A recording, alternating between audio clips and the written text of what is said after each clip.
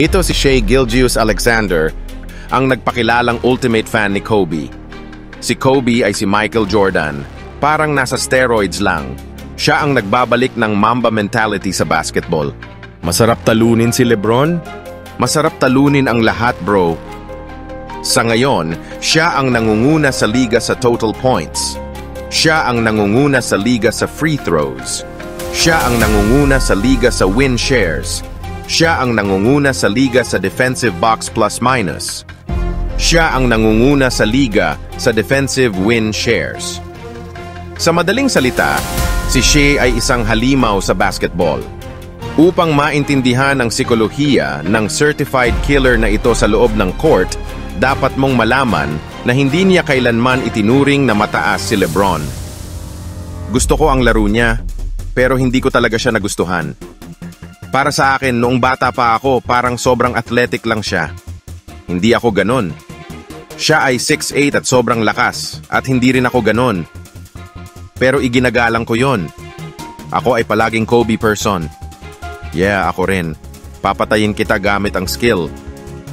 Ang unang layer ng pagkakahawig ni Shai at Kobe ay ang pagiging dalubhasa nila sa mid-range. Isang nalimutan ng sining sa modernong NBA. Ipinagmamalaki ni Kobe Bryant ang pagiging isang assassin sa mid-range. Ang league average sa mid-range shooting ay 41%. Si Kobe ay may 48% mid-range shooting sa kanyang career, pero alam mo ba kung ilang porsyento ang kay Shai sa zone na iyon na para lang sa mga superstar? 52%. Siya ay mas lethal pa sa bahaging iyon ng court. Bago tayo magpatuloy, kung bago kayo sa channel, huwag kalimutang mag-like at subscribe para sa mga bagong videos. Magpatuloy na tayo. Sige, gawin natin ito. Ang basketball ay nasasaksihan ang ikalawang pagdating ni Kobe Bryant. Kapag nasa ere na ang bola, nasa attack mode na ako, at ang tanging dapat mong isipin ay ang manalo sa laro. Pero aktibong itinatago ito ng NBA. Ito si Shai Gilgeous-Alexander, ang nagpakilalang ultimate fan ni Kobe. Si Kobe ay si Michael Jordan, parang nasa steroids lang. Siya ang nagbabalik ng Mamba mentality sa basketball. Masarap talunin si LeBron? Masarap talunin ang lahat, bro.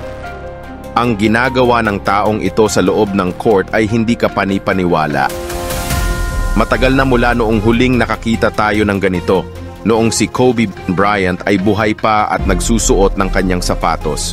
At ang pinaka-the best na bahagi, mas magaling siya kaysa sa kayang ipaliwanag ng mga salita.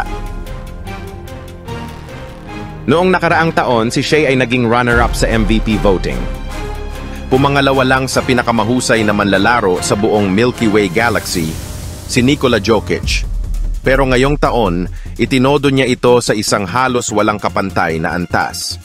Sa ngayon, siya ang nangunguna sa liga sa total points.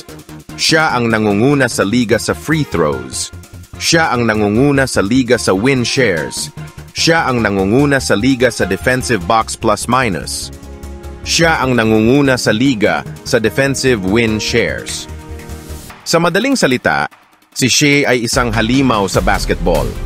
Upang maintindihan ang psikolohiya ng certified killer na ito sa loob ng court, dapat mong malaman na hindi niya kailanman itinuring na mataas si LeBron. Gusto ko ang laro niya, pero hindi ko talaga siya nagustuhan.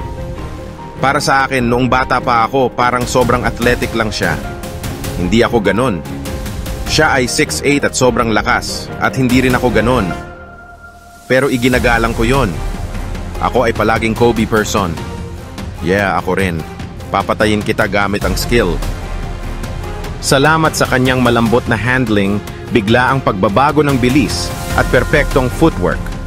Nilalakbay niya ang screens at pumupull up ng may kumpiyansang parang pamilyar na pamilyar. Kadalasan, nagre-react lang siya, nag-i-improvise at gumagawa ng tira sa kung ano ang nararamdaman niya. At binibigyan niya ng kredito ang kanyang coach sa pagbukas ng kanyang mata sa ganitong estilo ng laro. Ano ang natutunan mo kay Mark Daigneault sa loob at labas ng court? Sa court, binuksan niya ang isip ko sa isang hindi mahulaan na paraan ng paglalaro. Sa tingin ko, ang advantage ko ay hindi ko rin alam kung ano ang gagawin ko sa susunod. Isa siyang bangungot para sa mga defender na hindi alam kung titigil siya bigla o didiretso sa basket. Isa sa defining traits ni Kobe ay ang kakayahang kontrolin ang laro sa isolation. Kapag bumagal ang laro at siya na lang at ang kanyang bantay ang natira, siya ang may hawak ng pagkakataon. Walton could tip it. Bryant with the save. Oh, you gotta get a shot here. Final seconds. Bryant for the win. Bang!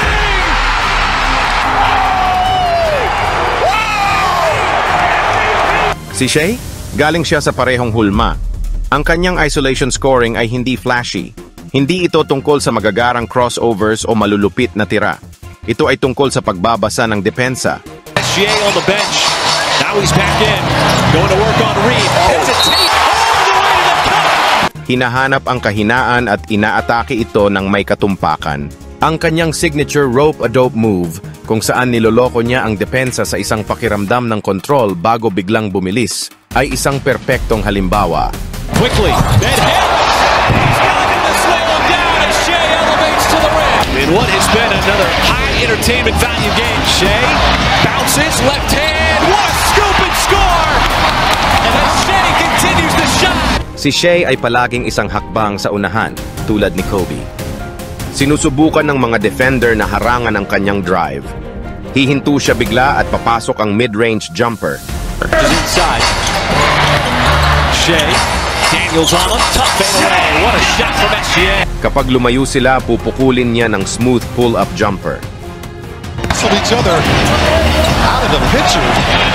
Tough shot, SGA! Drills the step back three! At kapag nagsimula silang manghula, paparusahan niya sila ng isang pump fake. Isa sa pinakamalakas niyang sandata. Dude. Drives it, stops it, shot fake. Oh, wow. So silky. Pamilyar?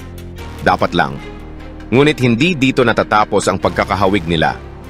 Ito ay nasa maliliit na detalye, ang paraan ng kanilang paggalaw, at kung paano nila nililinlang ang depensa.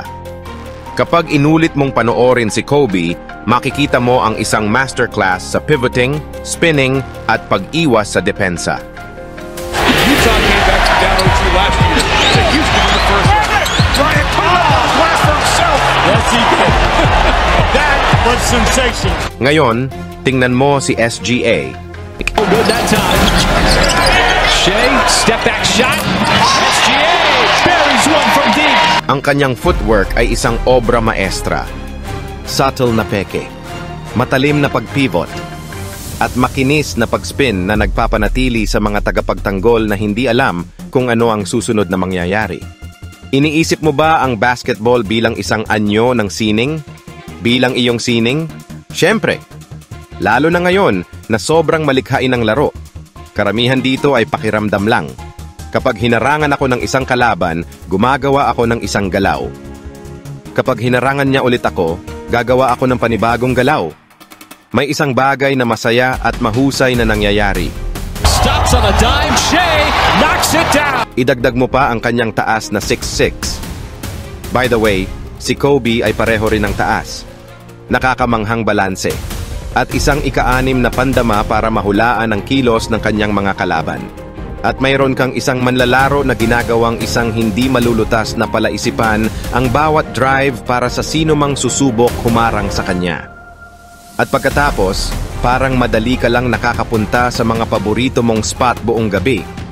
Paano mo nagawang makalusot sa isa sa pinakamagagaling na depensa sa liga? Nakakapasok ako sa rim laban sa kahit sino. For OKC on the turnover, Shea checks it, goes right to the cup, banks it home! Pero hindi lakas ang dahilan kung bakit hindi siya mapigilan sa kanyang mga atake. Ito ay ang pagsasama ng pisikalidad at finesse. Sa basketball, ang acceleration ang laging pinag-uusapan. Pero ang pagbagal sa tamang sandali, isa yan sa mga kakaibang sandata. Back here, SGA with Looney, pulls up, and another bucket for SGA! Katulad ni Kobe, ang laro ni Shea ay nakaugat sa control.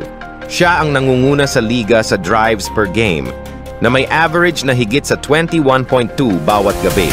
Walang humpay niyang sinusubok ang depensa, paulit-ulit na tinutulak ang kanilang limitasyon. Shea gets pushed by Thibault, hangs in the air long enough. At hindi lang siya umaasa sa kanyang malakas na kamay. Ang kanyang mga left-hand drive ay malaking bahagi ng kanyang arsenal. Ang ganitong versatility ay nagpapanatili sa depensa na nag-aalangan. SGA hard drive, takes the bump, spins it home, and the foul. At kahit alam nila kung ano ang sus, unod niyang gagawin, wala pa ring silbi. Maaari kanyang tamaan ng Eurostep, umikot sa trapiko, o maghagis ng tusong pump fake na kahit ang pinakadisiplinadong tagapagtanggol ay mapapatalon. Shea spins, pulls up, looks like McDaniels just got on wood. Ito ay maingat na kaguluhan, ang uri ng laro kung saan na mayagpag si Kobe. At naroon din ang mentalidad na punong-puno ng Mamba spirit. Ang matinding gutom na pagharian ang laro at gawing perpekto ang bawat aspeto nito. Ito mismo ang kahulugan ng Mamba mentality. Halos isang alamat na sa NBA, sumisimbolo ito sa obsesyon ni Kobe sa paghahanda, ang kanyang kakayahang umangat sa pressure, at ang hindi niya pagtanggap ng kahit anong mas mababa sa kadakilaan. Artest looking, gets it to Bryant. Bryant dribbling, has to put it up with the buzzer. Banks it in! He banks in the three! Madalas gamitin ng mga tao ang terminong ito. Pero kung may isang manlalaro ngayon na tunay na kumakatawan dito, si Shai Gilgeous-Alexander yon. Finds Shea, Shea steps back on the three, on the run! Simula pa lang, si Shai ay isang tunay na gym rat. Siya yung tipong nananatili pa sa gym pagkatapos ng ensayo, pinipino ang kanyang jumper o inaayos ang footwork hanggang sa maging natural na ito sa kanya. Yeah, he's overly competitive. He's probably still in there shooting. He's probably still in there shooting. Yeah. So he's a gym rat. Yeah. Yeah. For sure. Katulad ni Kobe, hindi sapat para kay Shai ang pagiging magaling lang. Mentally, I tell myself every night that I'm the best player on the floor. And I want everybody in the arena to know that and feel that. Alexander gets a friendly bounce. Gusto niyang maging pinakamahusay. I want to be known as one of the best players to play the game. I've wanted that since I could remember. Si Kobe ay kilala sa pagtrato sa basketball na parang isang chess match. Bawat galaw ay may layunin. Bawat counter ay pinag-isipan. Here he comes, Bryant. Oh my God. Wow. At ngayon, ginagawa rin yon ni Shai. Palagi niyang nililito ang kanyang mga kalaban, pinapanatili silang hindi balanse. Lahat ay tungkol sa paggawa ng tamang desisyon sa tamang oras. Shea going to work, step back shot, Ellis on him, and he puts it in. Boy, SGA with the nasty move. At ginagawa niya ito ng may pambihirang composure para sa isang manlalaro sa kanyang edad. Ang sistema ng Thunder ay perpektong binuo para mapakinabangan ang kakaibang kasanayan ni Shai. Binibigyan siya ng malawak na espasyo sa court para makalusot. Should get around Osman. He does. Ball fake, and with three Spurs players, he's still able to score. Ang mga screen ay perpektong naitatakda na nagbibigay sa kanya ng pagkakataong i-isolate ang kanyang tagabantay. Shea, he got to the cup that time. At kapag bumagsak ang depensa sa kanyang drive, may kakayahan siyang hanapin ang open teammates. Isang perpektong laro. Reddish on SGA. Nice cut, baseline. That is a perfect play. Ang katotohanan ay wala nang ibang magiging katulad ni Kobe Bryant. Ang kanyang legacy ay hindi matitinag. Pero si Shai Gilgeous-Alexander ay dinadala ang kanyang apoy sa paraang kakaunti lamang ang nakakagawa. Ang balanse, tiyaga, footwork, physikalidad, isolation dominance, at mid-range mastery, nandyan lahat. Kung ipagpapatuloy niya ito, baka masaksihan natin ang susunod na manlalarong magtatayo ng sarili niyang Mamba-like legacy. Siya na nga ba ang pinakamalapit na nakita natin sa pangalawang pagdating ni Kobe Bryant? At sa mga salita ng mismong Mamba, I mean, you can't write something better than this. What can I say? Mamba out.